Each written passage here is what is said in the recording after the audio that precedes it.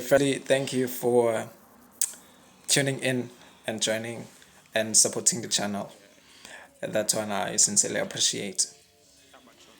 Today, we will be discussing Growthpoint, a real estate company. And the reason we're doing this is to help and inform and educate and enlighten retail investors who don't have the time to actually do research and insights into companies. So, most of the information that I'll be sharing here comes from the company's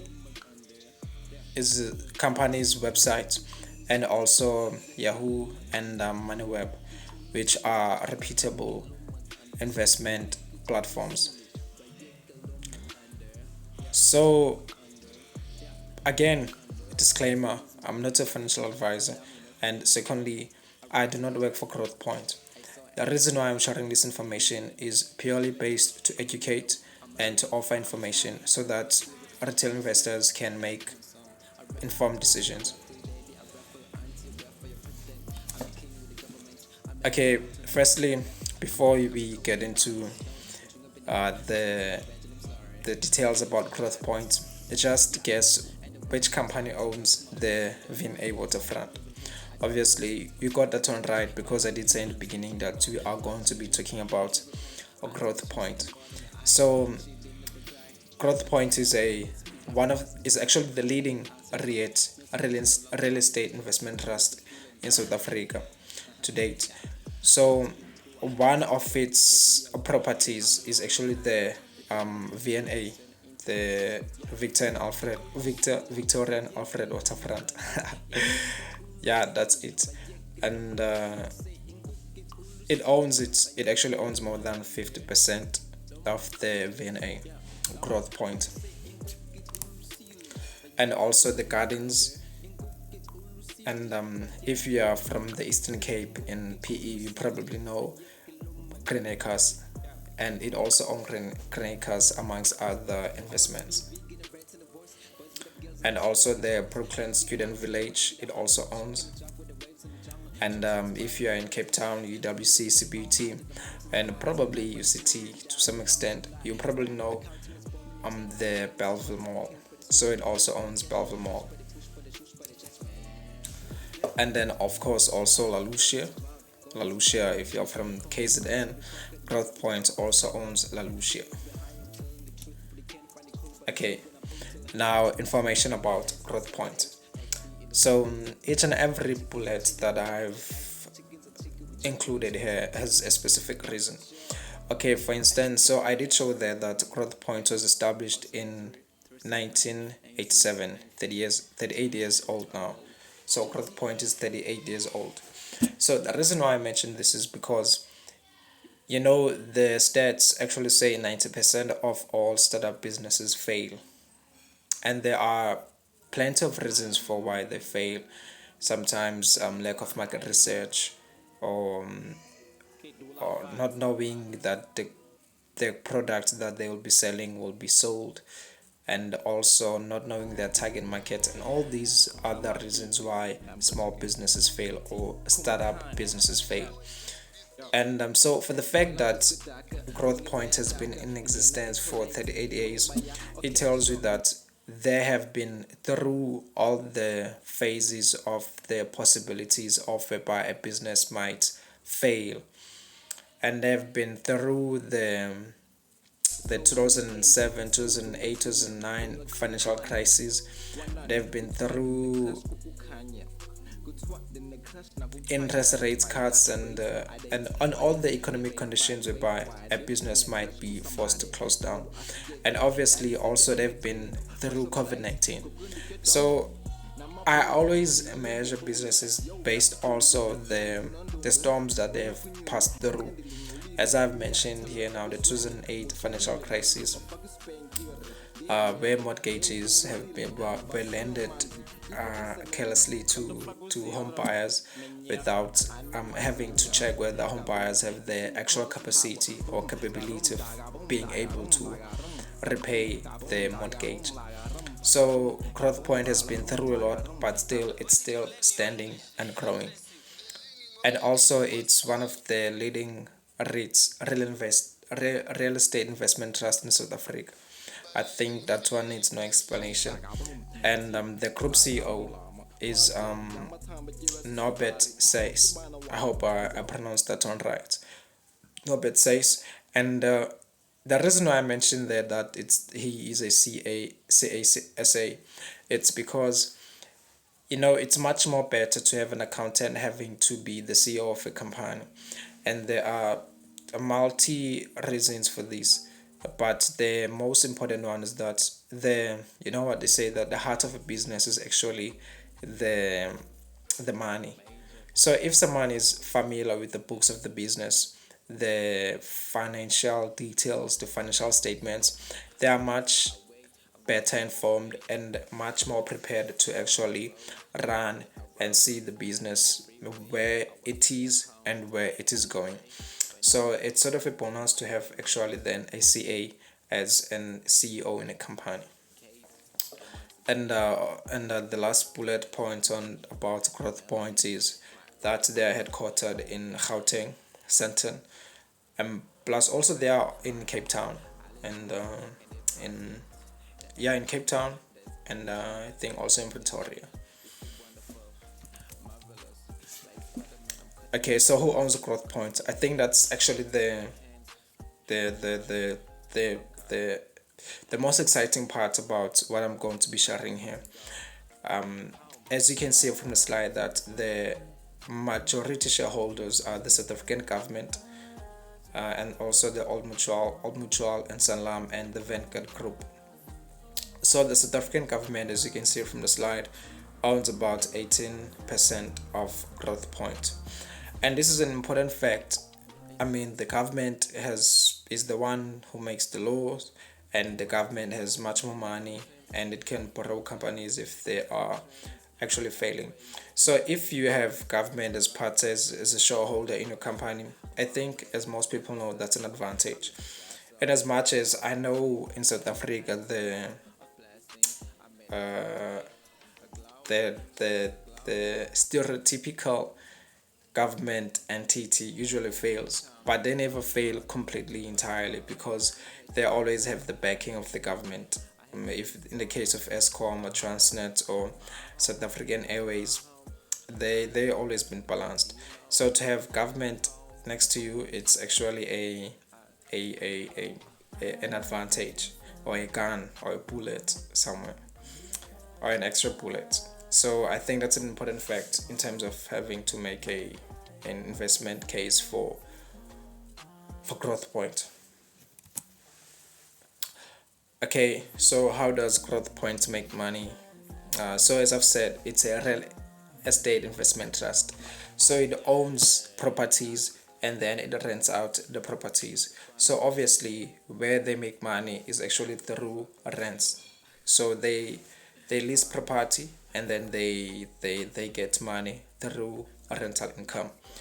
And also in terms of the sale of properties, if they sell a property, they're gonna get cash. And if they in one of the properties that they own, they don't own sometimes 100%, so they might own in partnership with another company. So if that the property where they own, that company that they own, pays dividends, they're also gonna receive dividends. So that's part of the way that they actually make cash. And then so obviously, to look at only at a revenue is not enough. Someone must go deep into the cash flow statement, into the balance sheet, and obviously is in the income statement. But now I'm just highlighting the revenue, because the revenue tells us how much the company is working. So from 2022, the revenue was, as you can see, 13 million, and going to 2023, it was 13.7 million, and then as you can see in 2024, it's 50 million. So what does that tell you? It tells you that the company is actually generating money. It's not being static, it's actually growing for the last 3 years. So it's an important factor, but it's not a complete factor for you to make, for one to actually make an investment decision. But for the purpose of this podcast, we just highlighting the revenue of the company. Okay, currently the share price is not exactly 13 rands, it's about 12.99, but I just put that 13 rands because it's been around that range this past week. So you can buy the share price at 13 rands, and then the maximum share price, the highest price that it has been is actually 30 rands, as you can see that I've highlighted there. And the dividend per share, uh, obviously this one is not entirely conclusive because sometimes it ranges, but it's around 1 rand per year, and the dividend yield is 9%. So the dividend yield, I don't have to explain it because I did explain it in previous podcast, but it helps to know that it's having to take the dividend per share and then divide it by the actual share price to get the dividend yield. So for the investment that you make in terms of dividends, you're gonna receive 9%. And then the competitions for Growthpoint, because also another thing, having competition in an industry is also important information for one to make an investment decision, because you get to know that if the company is in a barrier free market or is in a market that is hard to penetrate. So the less there's a competition, the more likelihood the company is going to be making money. The more there's competition, the less likelihood the company is going to be making money, unless maybe it's a really good company and it has a niche. And in this case, Growthpoint is actually the leading real estate investment trust, as I've actually said. But it has such competitions. There are also other companies, not only exclusively for these ones. There are also other companies that are a competition to Growthpoint as listed in the JSE, but this is just the upper ones that I decided to highlight. So okay, for me, the reason why I will be investing in Growthpoint, just basically for me, is number one, owned by the government. As I've said before, that companies that are owned by the government have actually an urge, and also they are most likely to be bailout in case of an emergency that's needed. But obviously there are criteria to be met there. In this case, that the government is not owning even 50% of the company, it just owns only 18%. But for the fact that they have government as a shareholder, it's an advantage. And then also the V&A Water Front. Research shows that from the company and also from other sites, that the V&A actually receives more than 24 million customers per year. And these customers are not only South Africans but also people from abroad. So these people are not only paying in terms of rand, they're also paying in terms of pound. Obviously, they're not gonna come to South Africa and having to come to a spaza shop and say I'm gonna pay with the pound. That's not the case. They have to obviously convert the money. But the point that I'm trying to make is they coming with pounds. Pounds actually means double, 5 times, 20 times the rand here in South Africa. So it's also an important factor. It's a solid company that they own. And then also the business products. The business products on its own, rentals, are having to help to provide property for renting.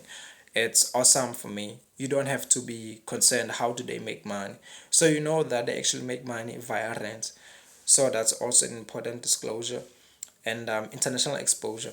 So they don't own only South African companies. They do also have companies in Australia and also in, or let me rather say, properties in Australia and also in the United Kingdom.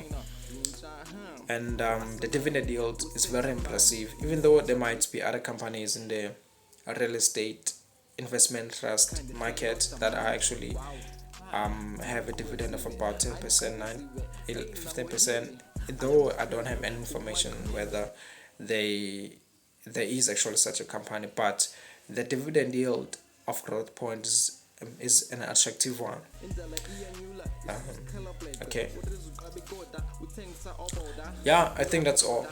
um I know I like, you might not be even a Bible enthusiast or anything like that, but it's relevant. It's just that I like the verse in found in Genesis 2:11-12, where there is gold, and the gold of that land is good.